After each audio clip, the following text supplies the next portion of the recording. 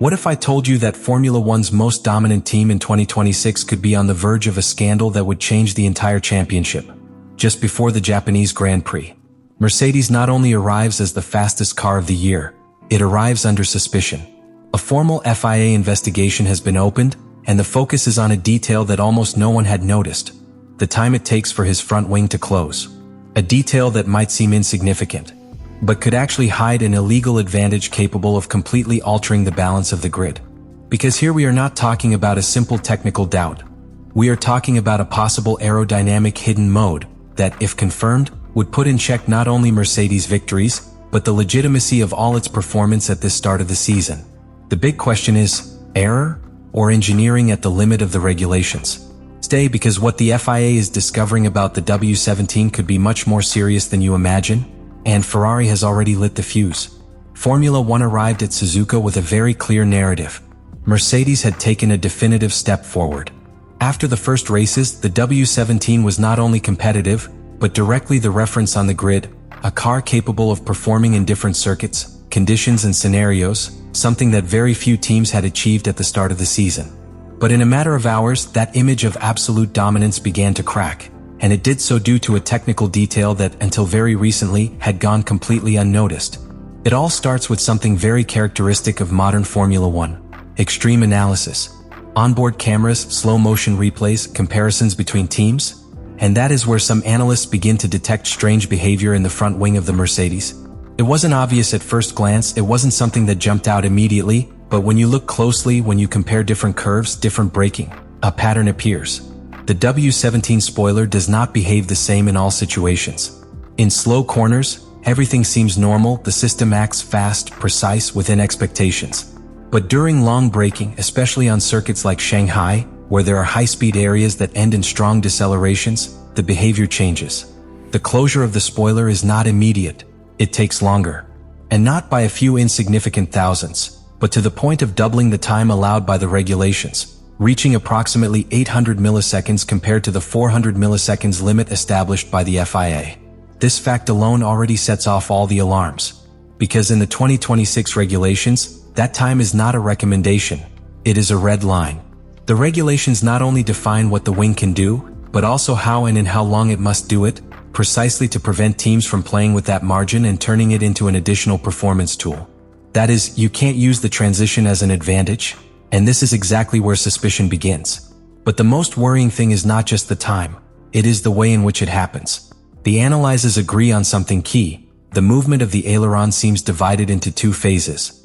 A first quick, clean one as the regulations dictate, and a second much slower one just before completing the total closure. It is as if the system briefly stops in an intermediate position. And that position, although it lasts just a few tenths of a second, could be pure gold in aerodynamic terms. Because at that intermediate point, the car could be reducing forward resistance without completely losing front load, achieving a perfect balance between speed and stability right at the most critical moment: braking. And if this is intentional, if it is designed like this, then we are not talking about a failure, but rather an extremely aggressive interpretation of the regulations. This is where Ferrari comes in. The Italian team, aware of what could be happening, decides to take the step that changes the entire scenario. Go from observing to acting. Submit a formal request to the FIA, forcing the body to specifically investigate this behavior of the W17. And this changes everything, because it stops being a technical debate between analysts and becomes an official case with possible sporting consequences. The FIA, faced with this request, has no choice but to intervene. And it does so by opening an investigation focused exclusively on this system, on this spoiler, on this car. It is no longer a general review, it is not a routine check. It is a targeted investigation with a clear objective: to determine if Mercedes is using the spoiler transition time as an illegal advantage. And right at this point, the story stops being a simple suspicion and becomes one of the biggest sources of tension of the season. Because Mercedes is not just any team at the moment. He is the leader, he is the reference, he is the car to beat. And now, it is also the most questioned team on the grid. Imagine for a moment one of the most critical situations in Formula One: braking from high speed.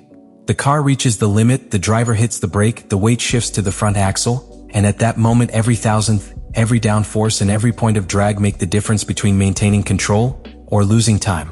It is precisely at that point where the front wing plays a key role, because it defines how the car enters the curve, how the front axle responds, and how the entire car is stabilized. Now, according to what is being analyzed, the W17 would not be making that transition in a conventional way.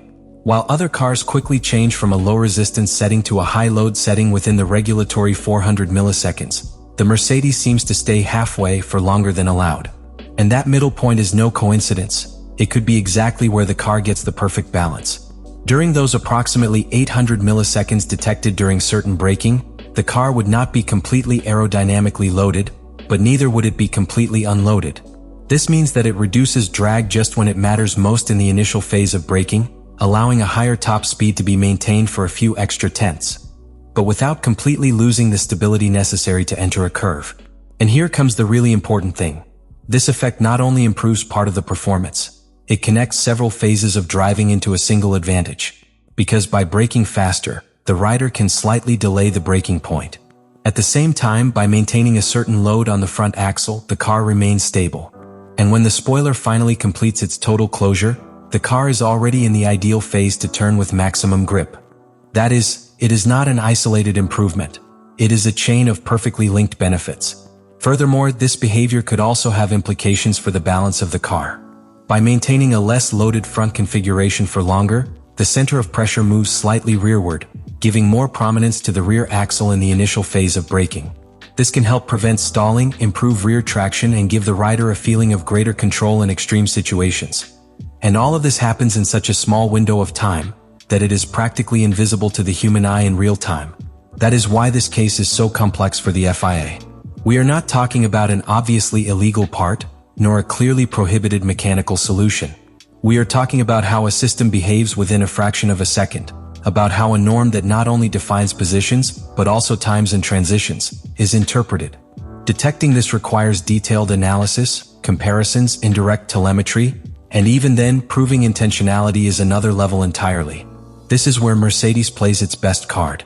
Because even if that delay exists, the big defense may be that it is a consequence of the design, of the aerodynamic loading, of the interaction with the airflow, or even of system tolerances, not necessarily a mechanism designed to exploit the regulation. And that line is extremely fine. But of course, Ferrari doesn't think the same. And the fact that they have taken this to the FIA indicates that they believe that it is not a coincidence, that there is something more behind it, something designed, something sought. And while all this is happening, the championship continues to advance, the points are already at stake, and Mercedes continues to compete with that same system under suspicion. The question is no longer just whether it is legal or illegal. The real question is, how long has Mercedes been using this advantage without anyone noticing? And now is where everything explodes. Because Formula One does not forgive, and when a suspicion like this appears, the consequences are never small. Mercedes arrives in Japan with the fastest car, but also with a sword over its head. Because if the FIA confirms that this delay in closing the front wing intentionally exceeds the regulatory limits, we are not talking about a simple technical correction. We are talking about a possible radical change in the championship. The first scenario is the most immediate. The FIA declares the system illegal. In that case, Mercedes would be forced to urgently modify the W17, eliminating that two-stage behavior of the front wing. And here's the real problem. It's not just removing a part or adjusting a parameter, it's losing an advantage that seems to be integrated into the car's aerodynamic philosophy. That is, not only would they lose performance, they would lose their identity as the dominant car. But there is something even more delicate, the results already obtained. Because if it is proven that the system did not comply with the regulations from previous races such as China or even Australia, the FIA could go further. Sanctions, disqualifications, loss of points, everything comes into play. And that could completely rewrite the championship standings in a matter of days. The second scenario is just as dangerous, but for different reasons. The FIA could determine that the system is legal, or at least that there is not enough evidence to declare it illegal.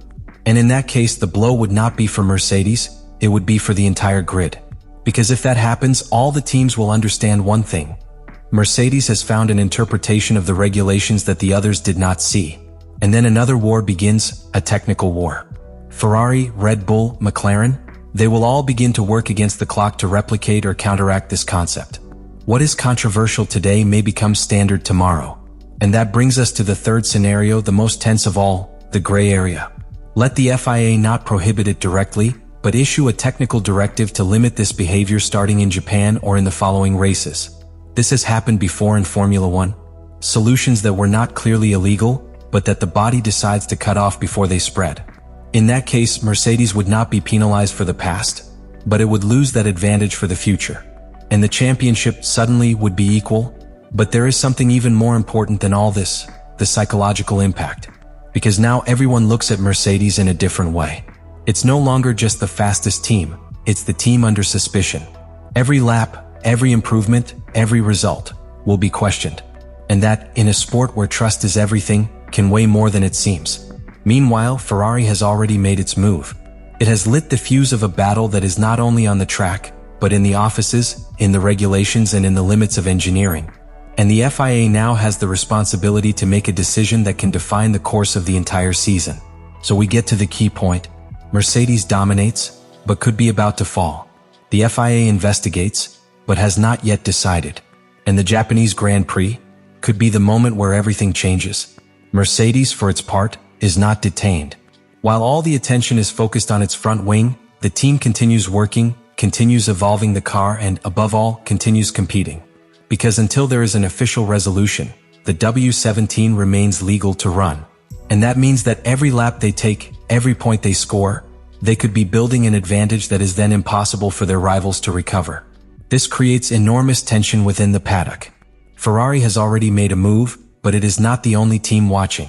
Red Bull, McLaren, everyone is analyzing, everyone is waiting. Because any decision the FIA makes can directly benefit or harm its chances in the championship. Because Japan is not just any circuit. It is a technical, demanding track, where aerodynamics and stability in fast corners are absolutely key. If the front wing system really offers the suspected advantage, Suzuka could be the perfect setting for Mercedes to demonstrate it, or for doubts to become certainties. Let me know in the comments what you think about all this.